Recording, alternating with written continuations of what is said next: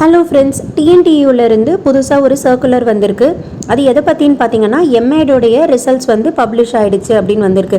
இப்போ ஆகஸ்ட்டில் ரீசெண்டாக எக்ஸாம் நடந்தது. அதுக்கான ரிசல்ட்டை இப்போ வந்துட்டு பப்ளிஷ் பண்ணிட்டாங்க. அது வந்து டைரெக்டாக ஸ்டூடெண்ட்ஸால் பார்க்க முடியாது. ஸோ என்ன சொல்லியிருக்காங்க அப்படின்னா, I am to inform you results of M Ed degree examination are available in college login.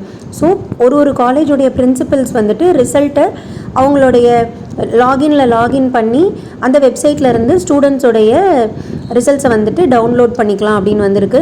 So நீங்கள் இப்போ டேரெக்டாக உங்கள் காலேஜை காண்டாக்ட் பண்ணிங்க அப்படின்னா உங்கள் பிரின்சிபல் வந்துட்டு உங்களுடைய ரிசல்ட்ஸை டவுன்லோட் பண்ணி உங்களுக்கான ரிசல்ட்ஸ் வந்து ஷேர் பண்ணுவாங்க. ஸோ காலேஜ் லாகின் லிங்க் வந்துட்டு யூனிவர்சிட்டியோடைய வெப்சைட்லேயே இருக்கும். அதோடைய ஹார்ட் காப்பி ஆஃப் ரிசல்ட் வந்து டைரெக்டாக காலேஜுக்கு வந்து தனியாக செப்பரேட் பண்ண மாட்டாங்க.